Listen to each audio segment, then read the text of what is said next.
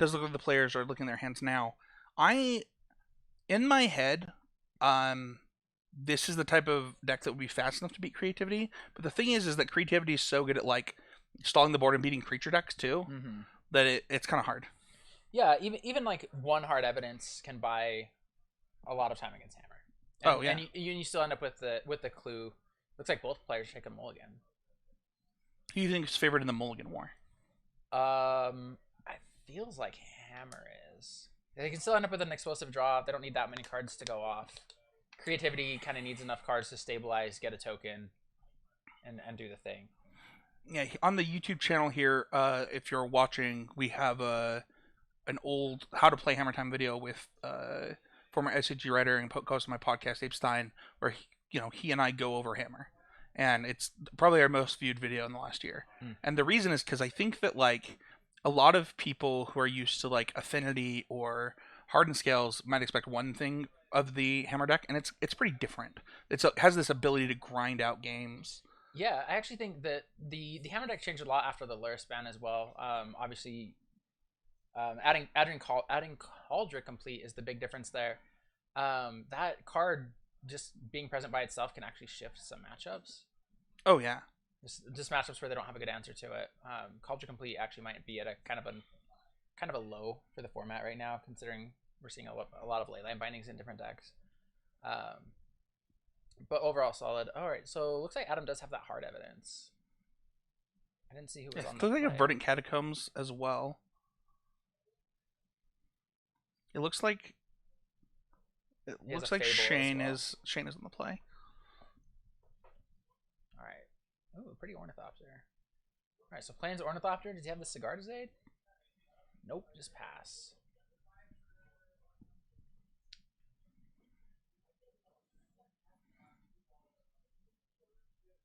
Maybe it wasn't hard evidence. Maybe it was a Spell Pierce.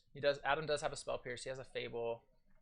He has a Creativity. It looks like it's a pretty solid mull. Shout out to Token and Yambi95 for the follows while we were out, especially on the wrong screen there. That was those are maybe the product really does get those follows. Hey. Stoneforge Mystic comes down. I think that in most games, Stoneforge Mystic is either grabbing Hammer or Shadow Spear to start. Well, sorry, not Shadow Spear. Hammer or Cauldron Complete to start. Sometimes you'll go to the Reality Chip depending on the matchup, but I don't think it's as common. This is not a Reality Chip matchup. It looks like Complete was the one. Yep. And that makes sense. It's just a lot of pressure. Relatively difficult to answer. I mean, looking at Adam's removal suite, he has a Lightning Bolt, Prismari Command, Fire Ice. None of those answer it. He only has the 4 Leyland bindings. Jace also answers it. Is this Paradise Mantle stock? I feel like I haven't seen that card in these decks in a while. I don't think I've seen it recently either. I think it's hot. I like it. Yeah, it's kind of sweet. All right, we probably are going to see hard evidence here, but the hard evidence is just not very good against Culture Complete, though. Yeah, trample is the thing. All right, so we're making a crab, we're making a clue.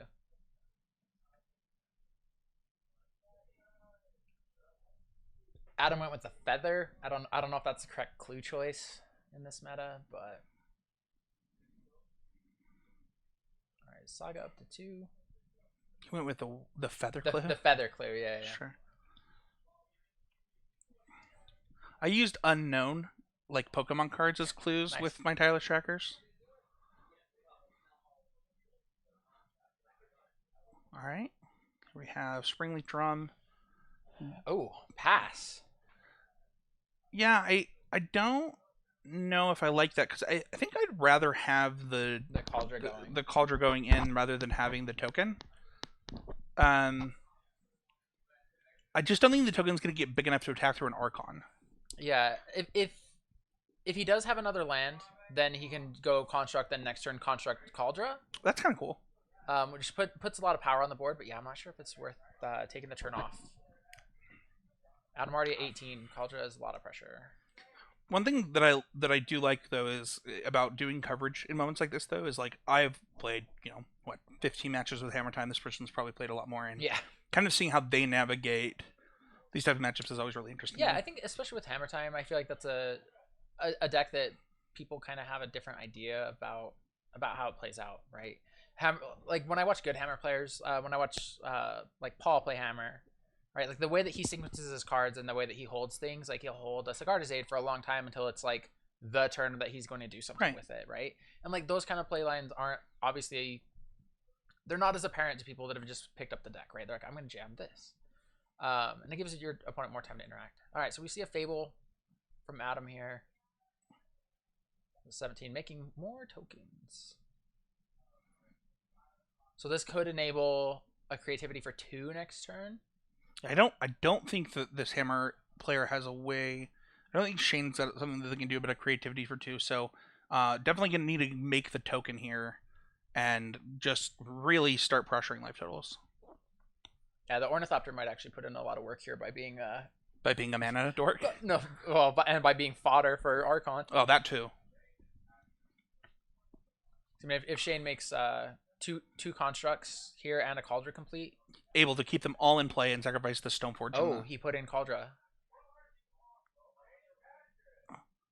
Interesting. All right, so we have a Cauldron here.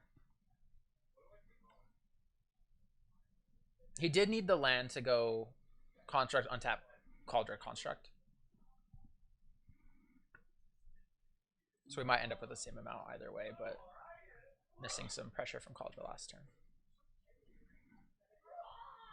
You haven't been able to see Shane's hand either. He might have like a Blacksmith skill or another interactive card. I really love the printed playmats that Jordan does. Like this Midnight Hunt Champion playmat is actually really sweet. Yeah, it's a cool bonus for winning these events. All right, we got more sweet constructs. People all over these things.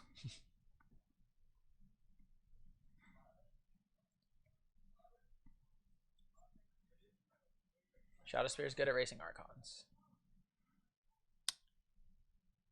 Yeah, one of the things that Culture Complete is going to do is it's going to make it so it's basically unblockable for most of this game. So having that Shadowspear is going to be a pretty big help.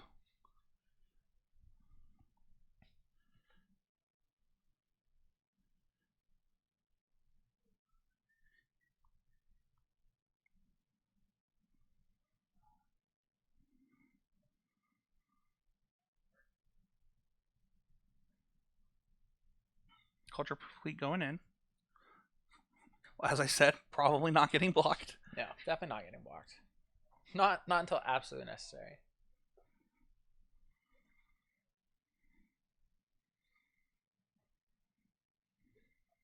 Another drum. All right, so Adam does have the creativity. He does have another land as well. As he thinks about what to discard to this Fable trigger. Spell Pierce and a Bloodstained Mire. Notably, he does have the Bolt. I had talked earlier about how that Ornithopter not only acting as a mana dork, but as a card to absorb a Archon trigger. And while it will probably eat the first one, and this you would expect the Stoneforge to be able to eat the second, it seems like the Stoneforge might be getting bolted to have a larger creature be eaten by the Archon trigger. All right, so here we see the Archon for 2, or creativity for 2 Archons. Some lists playing like a cheeky Emrakul or anything, something like that. Adam's just playing straight up. Here's some Archons. Does not have the Emrakul on the board either. Some of them also sometimes will play the Angel as like a 5th. Sire's Emissary. Yep. Yep. Pro Creatures is quite good. Yeah, giving yourself Pro Creatures. Immune to creature damage. Pretty good. And then you get randomly Bone Crusher Gianted, and the damage can't be prevented, and then you die. Why does Bone Crusher Giant have so much text? The number of people who have forgotten that both that card and Questing Beast also interacts funny. It's great. I have killed a fully leveled up Hex Drinker in combat with the Death Toucher because of Questing Beast. All right, so with the 2 Archons, the small creatures cleared out off Shane's board, putting him in a pretty rough spot.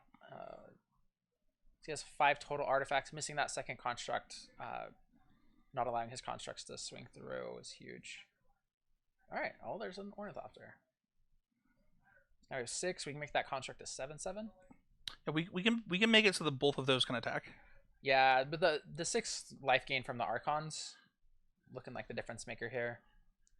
Well, will it matter if you have lifelink? As far as Adam being able to choose to not block.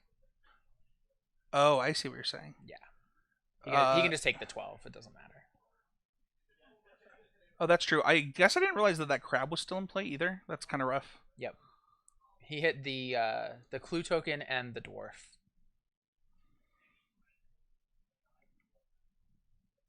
It blended in with its playmount so well, I didn't even see it. There's some sneaky crab people.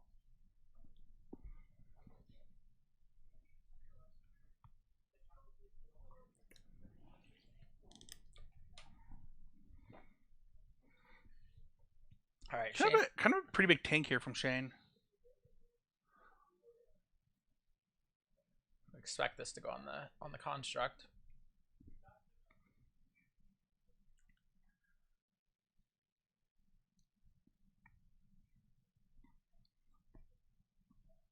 The nice thing about putting it on the... Okay. Just going to attack for 6 here.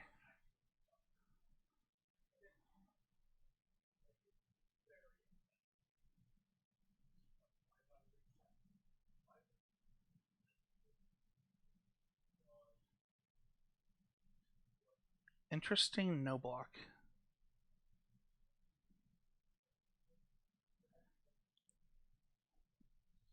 Fable flipping this turn, also quite dangerous with Archons. I can't imagine Shane loses this, or I can't imagine Adam loses this game if he gets to untap one more time.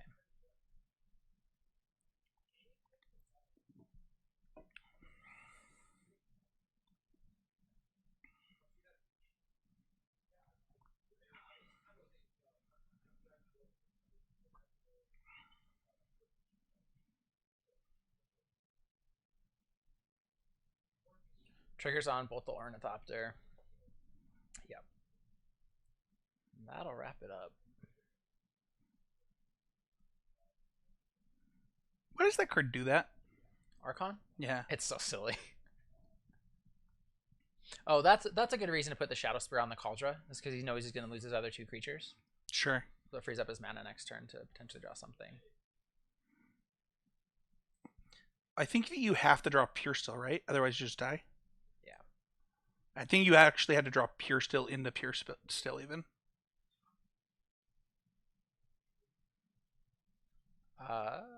Yeah, probably. I mean, even then, life totals were going to be too high.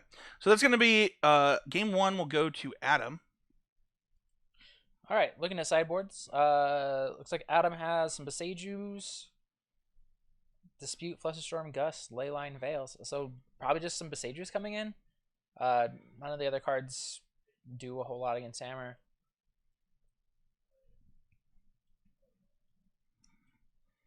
Looking at Shane's board, he has the additional 2 blacksmith skills. He has some Hushbringers. Hushbringer notably only works against half of Archon. It stops the ETB, but doesn't stop the attack trigger. Lavinia, quite good. Lavinia would have stopped the creativity for 2 there. As Adam would have to have lands equal to the mana of the spell he's casting. Shane has some Marches and Spell Piercers as well. Spell Piercer is definitely coming in. I mean, Hushbringer is potential. It's a little awkward that it only works against half of Archon. It might be the half that matters. It might be the half that matters. It's the half that helps stabilize. If Adam wouldn't have gained 6 and made Shane sack 2 creatures there, that game would have been completely different. So. Yeah. It also doesn't get... I've been beaten down by some Hushbringers. I mean, especially in this deck where they can hold a hammer. 11 you with lifelink. I actually don't hate that. One of the things that are definitely coming out here, I think there's no chance this is a reality chip matchup. It's just definitely not going to be a key player in here. even Paradise Mantle is something that probably is a pretty free out. Don't really have time to be Paradise Mantling. Other than that, I'm not sure what the immediate outs are. It's possible like the Memnite comes out. This I don't think that you need Giver of Ruins in this matchup. Like obviously Lightning Bolt is something, but like the creatures are really split on the colors that are going to be clogging up the board. Yeah. So Giver Ruins isn't just giving things unblockable, for example. Yeah, and Giver's always been an interesting card in Hammer because it's prioritizing like being able to beat interaction over speed, and this feels like a matchup where speed is absolutely required.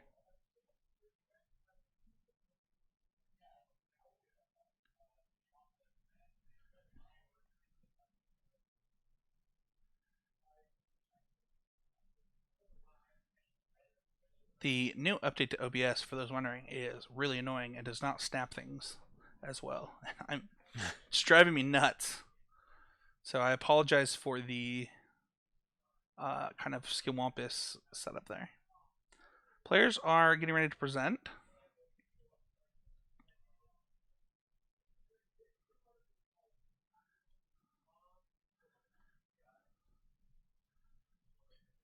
Yeah, last game we said that I felt like the mulligans by both players favored Hammertime, and that was not the case. That hand didn't come out quite fast enough.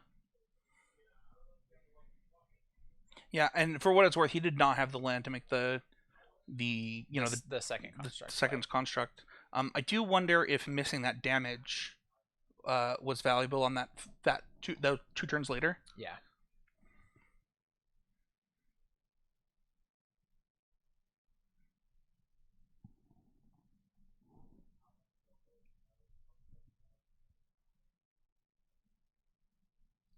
Looks like Adam has a Fable.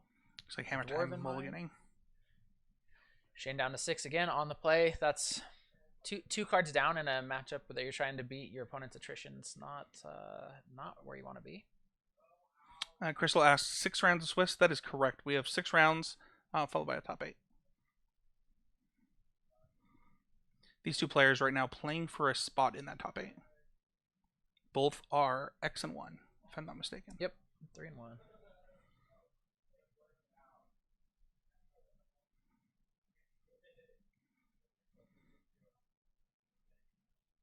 Currently in 10th and 15th place.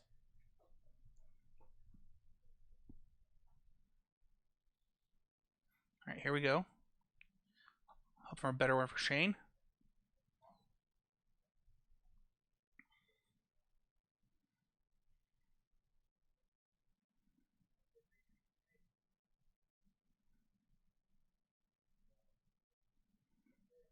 I also think that Blacksmith skill is a way better way at answering some of like these lightning bolts and stuff.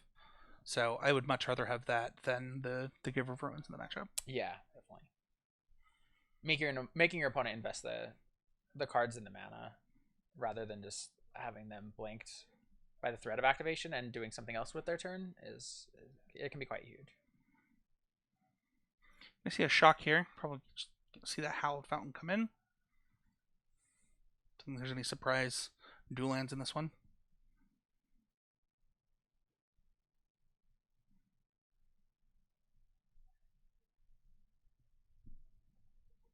All right, what are we shocking for on turn 1? We're going to see Sigarda's Aid this game? Sigarda's Aid would be pretty good. Ooh, that's pretty good too. Very good. Pass here. Looks like a Scalding Tarn.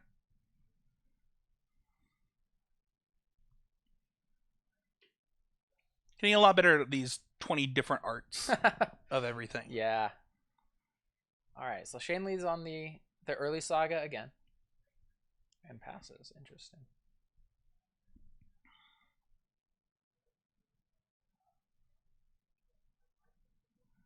So again, Adam's early removal here available to him. He has 4 lightning bolts. A Ren and 6 is an acceptable way to kill this Sentinel, although it gets a little bit blown out by a Spell Pierce or a Blacksmith skill after Shane draws a card. Fire Ice, also an option. Adam does have 3 Prismari commands. We haven't touched on that. That card is very good in this matchup. Yeah, that's true. The old K command special of Shock Shatter. Pretty solid. Ooh, and the Dwarven Mine for no value. I'm going to go to 2 here on the Saga.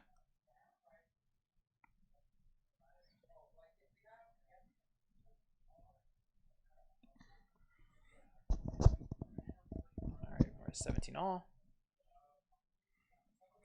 Second Sentinel. Alright.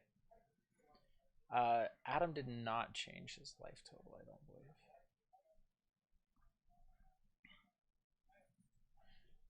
Alright, so we're bolting one with the other on the stash. So you're saying that it should be... I think it's 17-17.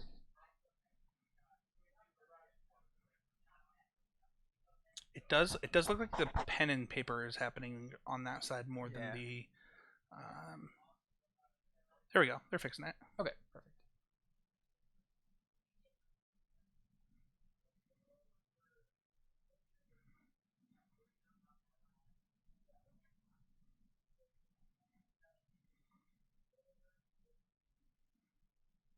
So by my count, he should be at 6. Oh, 16-14 now that if he shocks.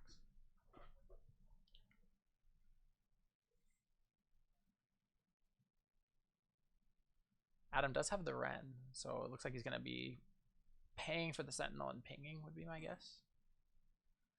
Pretty devastating, to be honest, for Shane. Shane here. Yeah, no Spell Pierce or Blacksmith skill available.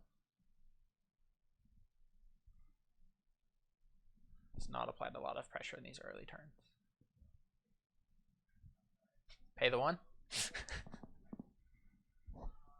I'm not a commander player, but some commander players, steady. Yeah, some commander players might be familiar with the phrase. Kind of a rough mulligan here looks like for Shane.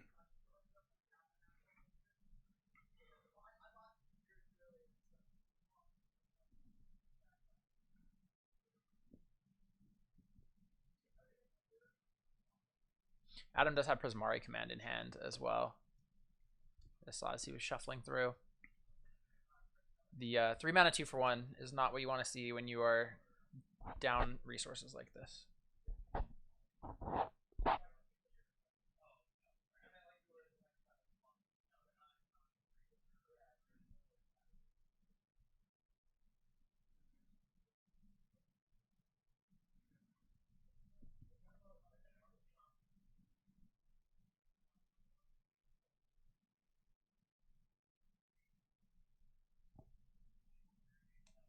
How does Shane get back in this game at this point? I don't know. I mean, you need land, creature. There's a land. Let's start. Ooh. Dormant, not what you want to see. Got a creature in play now. Adam has Fable, Prismari command. Looks like a stomping ground. I think we're going to see Prismari command destroy Mega Token. Fable here. Okay. Yeah, he can wait on the Prismari command for better value.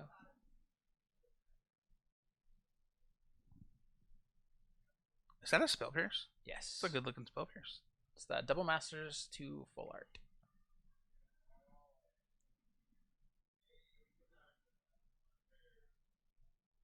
There we go. There's the 2 for 1 Prismari command if he wants to take it. He actually doesn't have to do it that way, though. He could just destroy the Pithing Needle. I guess that would kill the Wren, though. It's a 2. He can destroy the Pithing Needle and make a treasure, deals 2 damage, or loot, and then ping the Sentinel. Oh, that... Fable.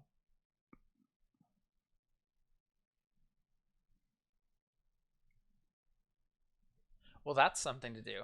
Yeah, he doesn't have to be in a rush to uptick the Wren again if he still has land drops to make. He can develop his board and maybe close out. Yeah, gonna let them draw. I want to make sure that you play around Spell Pierce again. I'm gonna need to draw cards off the Sentinels as a way to get back in it. I like that attack. Like a lot. Dwarves away.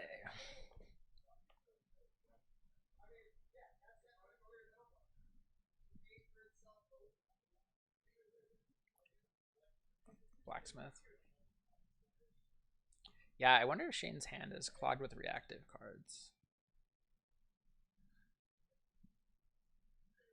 Getting to kill a token, pretty strong.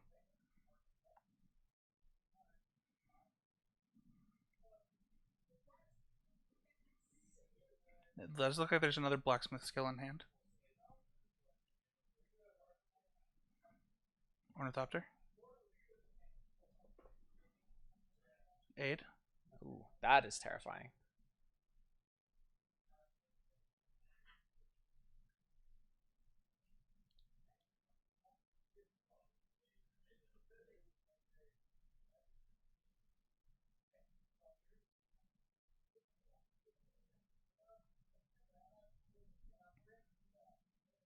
What's the question here? I'm not sure.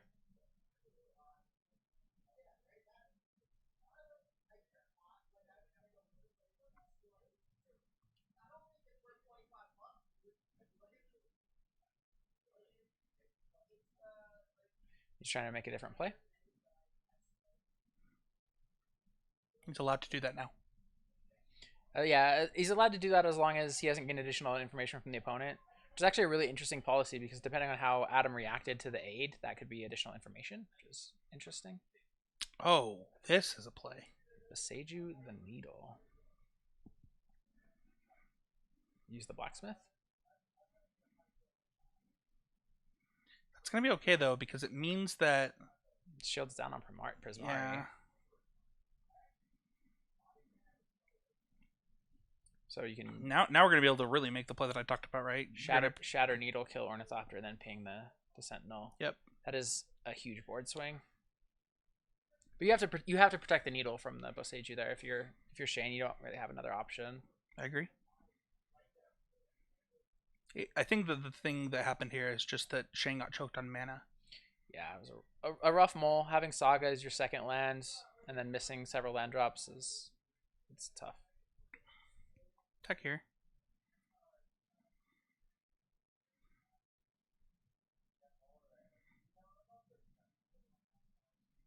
Notably, no discards to that second Fabled chapter.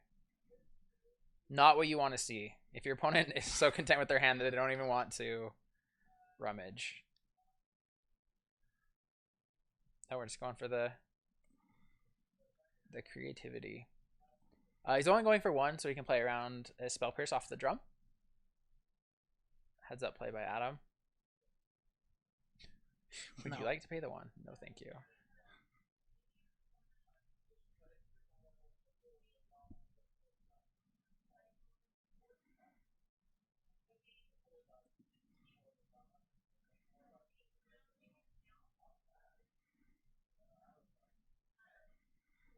Yeah, being able to play around Spell Pierce when you can, especially Adam has played. He hasn't been playing Modern too much, but he actually did borrow my Hammer deck for a couple weeks, and so he's very familiar with the list. He knows the only interaction that Shane likely has is Spell Pierce, and this is definitely a spot that he can afford to play around it. Good heads up play here. Adam notoriously second place at Game Grid 1Ks. I think he's got second of the last 3 Pioneer ones or something ridiculous. That's fantastic.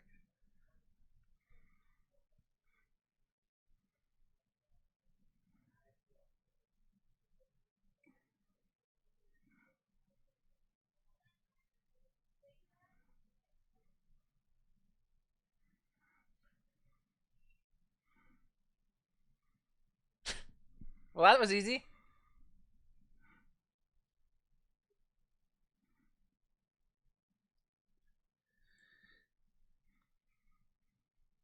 Alright, so we're getting rid of our Ornithopter here, I assume.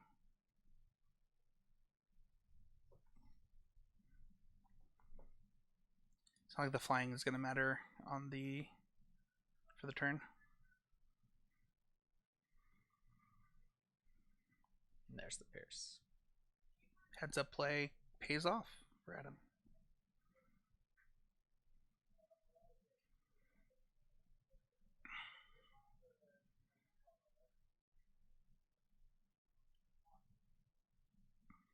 Adam's draw this game was quite good, and he played it really well too.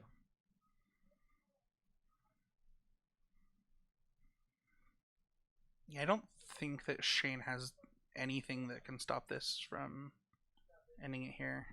He doesn't have a creature for the, and we already know he has Sicarda's Aid.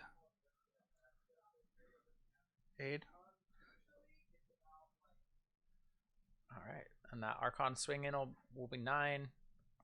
We have the Prismari command or the Ren Ping if the needle is removed. Lots of options here for Adam.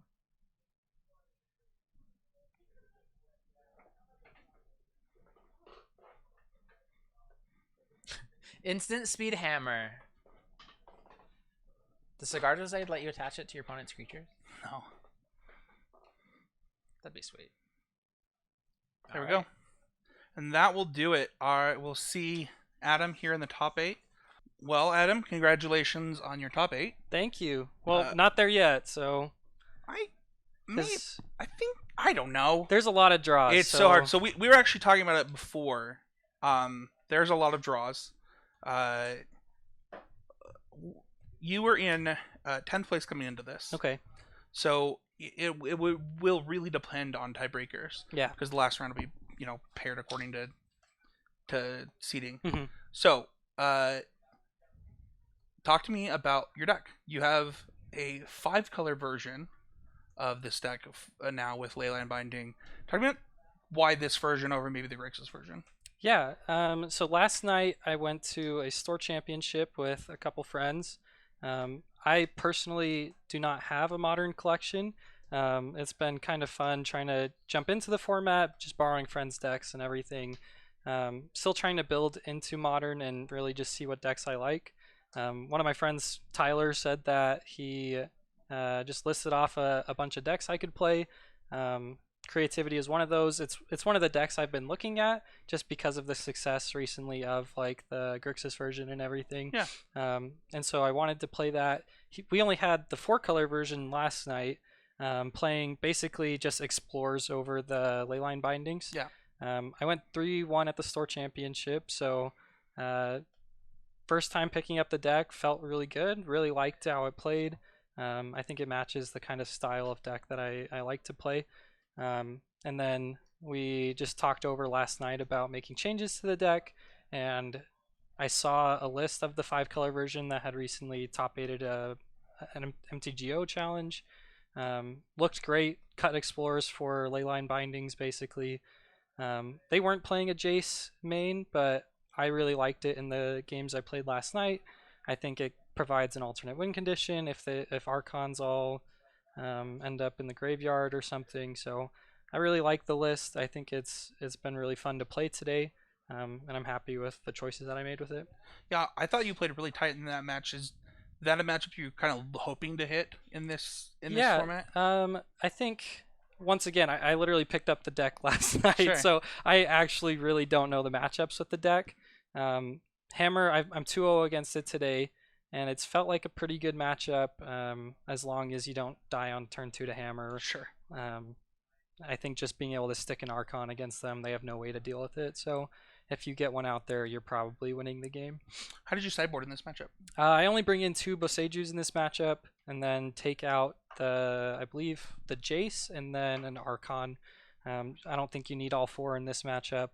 I think as long as you can stick one on the board, you're probably winning the game as it is. 2's probably going to kill him on the spot, and then I think having the 3rd one is nice just in case something happens. So I think boarding out an Archon makes sense, and then Jace just doesn't feel very good in this matchup at all. Well, I hope that Aaron and I didn't give you a commentator's curse by saying that you were playing for top 8, and instead that you will get to have an easy... Yeah, we're fingers crossed hoping for it. Going in there. But congratulations on winning this round, and we hope to see you in that top 8. Thanks.